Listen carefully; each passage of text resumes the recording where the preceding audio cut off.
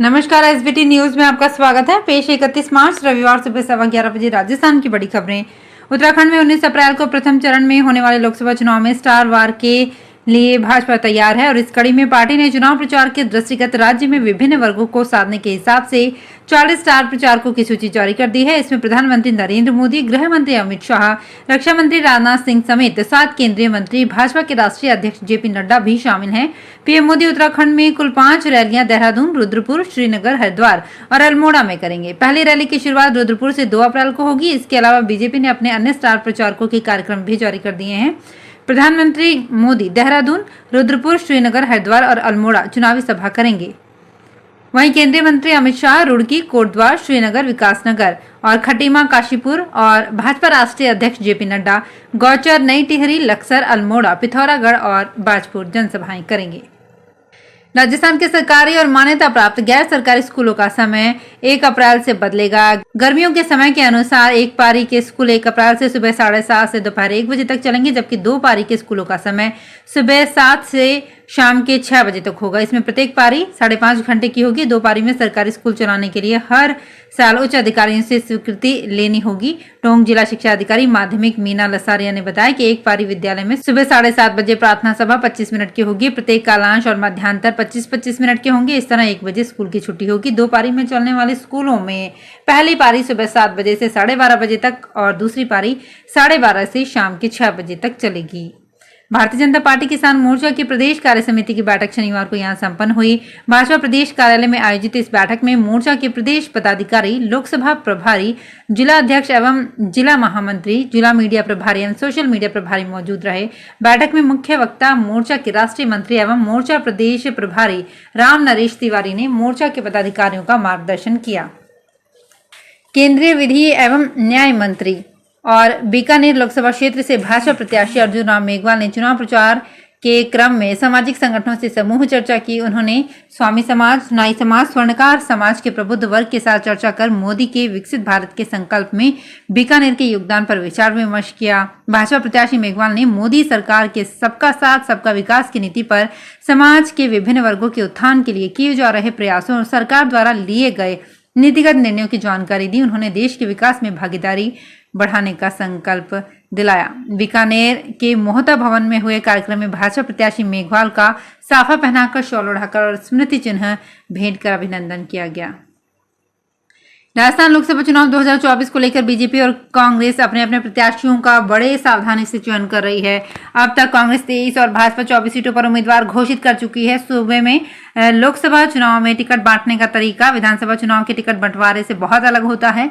विधानसभा चुनाव में जहां लोकल लीडर पर ज्यादा फोकस किया जाता है, तो लोकसभा चुनाव में किसी फिल्म एक्टर, एक्ट्रेस या खिलाड़ी को टिकट दिया जाता है। इसके अलावा लोकसभा में बाहरी नेताओं पर भी दाव खेला और जीत हासिल की जाती है, जो या तो राजस्थान से नहीं थे या संबंधित लोकसभा सीट से नहीं थे। शराब नीति केस में दिल्ली के मुख्यमंत्री अरविंद केजरीवाल की गिरफ्तारी के बाद उनके करीबी मंत्री कैलाश गहलोत से ईडी ने करीब 5 घंटे तक पूछताछ की। गहलोत शनिवार को 11:30 बजे ईडी दफ्तर पहुंचे थे। गहलोत नजफगढ़ से आपके विधायक हैं। वे केजरीवाल सरकार में परिवहन, गृह और कानून मंत्री हैं। ईडी ने शनिवार सुबह ही गहलोत को समन जारी किया था और उन्हें तत्काल पूछताछ के लिए अपने दफ्तर बुलाया था। गहलोत से धन शोधन निवारण अधिनियम के तहत अपना बयान दर्ज कराने के लिए कहा गया है। एजेंसी का कहना है कि गहलोत मंत्रियों के उस ग्रुप का हिस्सा थे जिसने 2021-22 की शराब नीति बनाई थी। प्रवर्तन निदेशालय ने शनिवार को दिल्ली जल बोर्ड केस में पहली चार्जशीट दाखिल की है। इसमें एक कंपनी और 4 लोगों पर भ्रष्टाचार के आरोप लगाए गए हैं। मीडिया रिपोर्ट्स में सूत्रों के हवाले से दावा किया गया है कि दिल्ली जल बोर्ड ने ठेका देने में भ्रष्टाचार किया। घूस की रकम आम आदमी पार्टी को इलेक्शन फंड के तौर पर दे दी गई। दिल्ली जल बोर्ड केस में ये ईडी की पहली चार्जशीट है। इसे दिल्ली की special prevention of money laundering act court में पेश किया गया। चार्जशीट में जल बोर्ड के पूर्व engineer Jagdish Kumar Arora, contractor Anil Kumar Agarwal, NBCC India limited company के पूर्व general manager D K Mittal, NKG infrastructure limited और तेजिंदर सिंह को आरोपी बनाया गया है। कांग्रेस ने कहा है कि इंडिया समूह की रविवार को होने वाली महारैली अहम होगी और इसमें देश के विपक्षी दल राष्ट्र के सामने मौजूद सभी प्रमुख मुद्दों को उठाएंगे। कांग्रेस संचार विभाग के प्रभारी जयराम रमेश, दिल्ली कांग्रेस के प्रभारी दीपक बाबरिया तथा दिल्ली कांग्रेस अध्यक्ष अरविंदर सिंह लवली ने यहां संयुक्त संवाददाता सम्मेलन में रविवार को यहां के रामलीला मैदान में होने वाली महारैली देश के लोकतंत्र और संविधान को बचाने के लिए है। इस महारैली में मोदी सरकार के खिलाफ बिगुल फूंका जाएगा। पुलिस उप निरीक्षक प्लाटून कमांडर भर्ती परीक्षा 2021 का प्रश्न पत्र लीक करने के मामले में रोचक खुलासा हुआ है। पुलिस कमिश्नरेट जोधपुर में कुड़ी भक्तासनी थाने के हार्डकोर और हिस्ट्री शीटर श्रवण राम बाबल को गिरोह के सरगना जगदीश बिश्नोई ने परीक्षा से पहले प्रश्न पत्र दिया था, जिसे हिस्ट्री शीटर ने सॉल्व करवाकर पुत्री चंचल बिश्नोई को पढ़वाया था और फिर उसने कोटा में परीक्षा दी थी।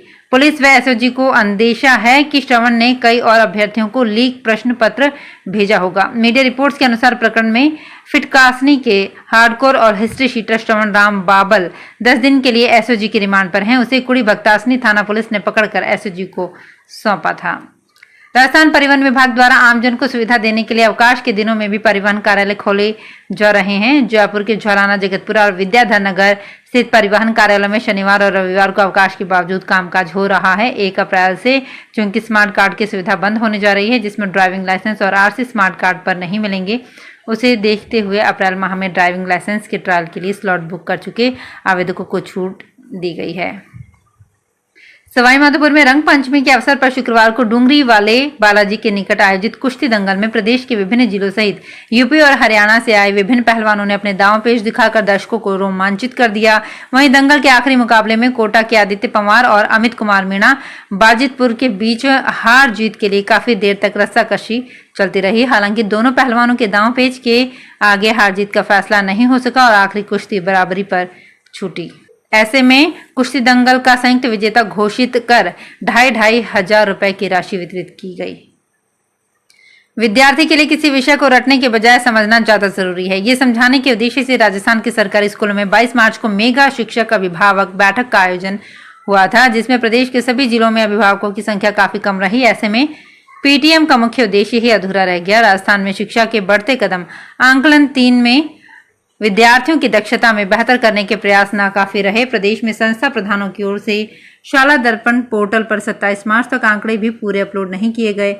उस दिन तक अपलोड आंकड़ों के अनुसार सबसे कम अभिभावक डूंगरपुर जिले में 29% ही स्कूलों में पहुंचे थे। राजस्थान में पहले चरण के लोकसभा चुनाव के लिए नाम वापस लेने की शनिवार अंतिम तारीख थी। ऐसे में अब तक 6 प्रत्याशी चुनावी रण छोड़ चुके हैं, जिनमें से दौसा से 2, जयपुर शहर से 1, जयपुर ग्रामीण से 2, चूरू से 1 प्रत्याशी शामिल हैं। ऐसे में अब पहले चरण के 12 लोकसभा क्षेत्रों में 118 प्रत्याशी मैदान में हैं, जिनकी किस्मत का फैसला 2,54,00,000 वोटर्स करेंगे। जानकारी के मुताबिक दौसा लोकसभा सीट से निर्दलीय प्रत्याशी नरेश मीणा और कैलाश चंद मीणा, जयपुर लोकसभा क्षेत्र से निर्दलीय प्रत्याशी राम अवतार सांवरिया ने शनिवार को नामांकन वापस ले लिया है। इससे पहले शुक्रवार को चूरू से निर्दलीय प्रत्याशी बंशीलाल ने नामांकन वापस लिया था।